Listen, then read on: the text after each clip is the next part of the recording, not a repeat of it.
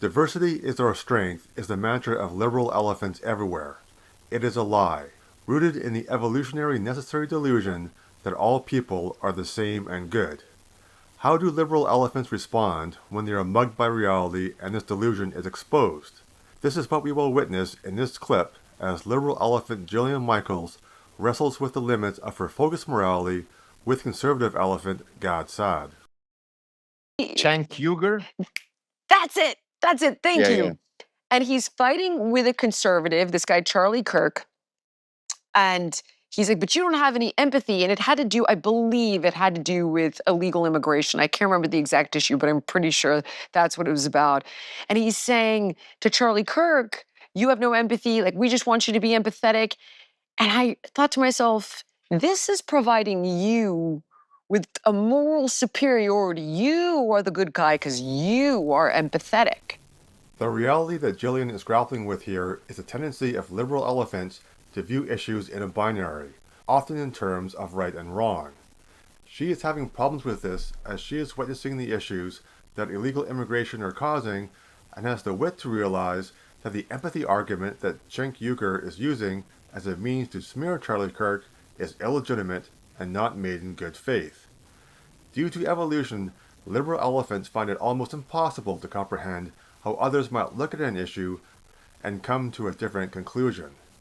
This is why they so often resort to attacks on the character of the person disagreeing with them, calling them racist, transphobic, or lacking empathy.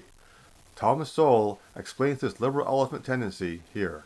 That goes back at least 200 years. That people who have the constrained vision understand that people will make mistakes. And so therefore, when someone says something they disagree with, that to them is just one of the examples of it. They see no need to question his sincerity or honesty or whatever.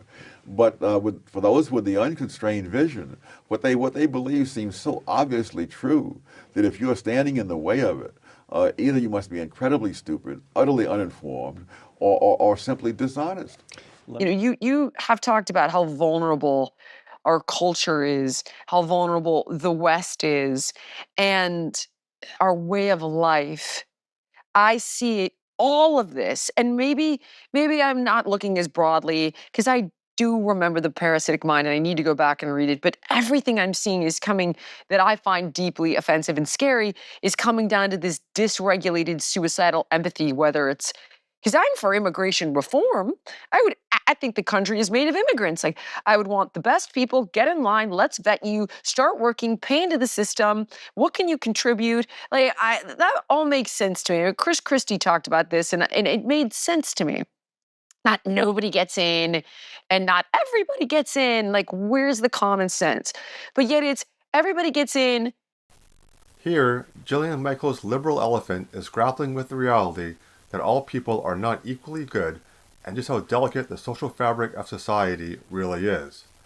Due to evolution, conservative elephants understand this implicitly, which Jonathan Haidt explains here. Conservatives, on the other hand, speak for institutions and traditions. They want order, even at some cost, to those at the bottom. The great conservative insight is that order is really hard to achieve, it's really precious, and it's really easy to lose. So as Edmund Burke said, the restraints on men, as well as their liberties, are to be reckoned among their rights. This was after the chaos of the French Revolution. And I think that was that guy, Sink, I can't pronounce his last name, his position was like, well, we're so empathetic. And if you're not, you're racist. That's the go-to. It's like you're racist, you're transphobe, you're a fat shamer. That's a beautiful one. But it's like, now you've got Venezuelan gangs taking over apartment buildings in Colorado. Like, wait a second. So all of these things that are happening that are wrecking chaos seem to me to be driven in large part by this dysregulated empathy.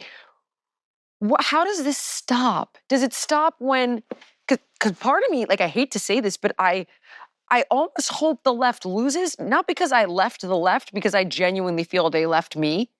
You know, when Michelle Obama, who I loved, I loved her. And she's on the stage at the DNC talking about how we need to accept the medicalization of gender dysphoric children. I'm like, wait, what the fuck?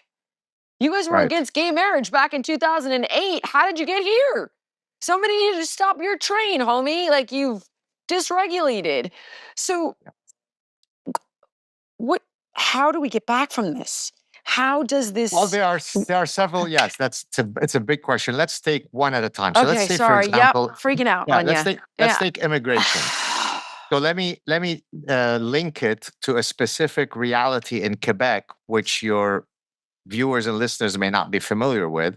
So it kind of hopefully offers added value. So in Quebec, where I reside, although this next year I'll be at Northwood University for a 1-year leave, uh, Quebec is uniquely worried about its linguistic heritage, right? Because in the context of Canada, Canada is officially a bilingual country, but it's only bilingual largely because of Quebec, although there are other pockets of French-speaking people. There's some in Acadia, there's some in Alberta, but the great majority of French-speaking Canadians reside in Quebec, right? So that's why Quebec is called the distinct society.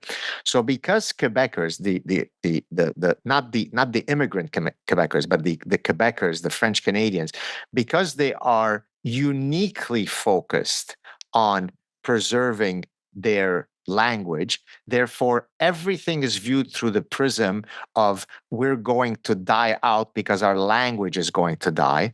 They will institute certain policies that are too focused on this issue to the detriment of other issues. So, example, I've often said it even in very public settings, and I'll repeat it here. Here is Quebec's official policy. Because there are tons of French-speaking immigrants that could come from Islamic countries, it's a great idea to let in hundreds of thousands of immigrants singularly from Islamic countries, because when they then take us to be beheaded, they will, before the beheading starts, they will say bonjour. What conservative elephant Gad Saad is explaining here is the reality of the constrained vision of human nature. Real people in the real world are not inherently good or interchangeable.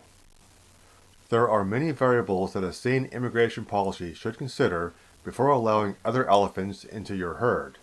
To only use the variable of language and ignore all others is insane. Liberal elephants are able to rationalize the insanity only until it becomes obvious that their herd is falling apart. Due to evolution, Gad Saad is able to recognize this truth instantly, whereas liberal elephant Michaels is only able to come around to this truth when it can no longer be ignored. If you wish to understand why evolutionary instinct guides our decisions, not reason or logic, you need to understand elephant theory. Get it today at elephanttheorybook.com or check out my previous video in which I explained it in greater detail. Link below. Thank you for watching, and I will see you next time.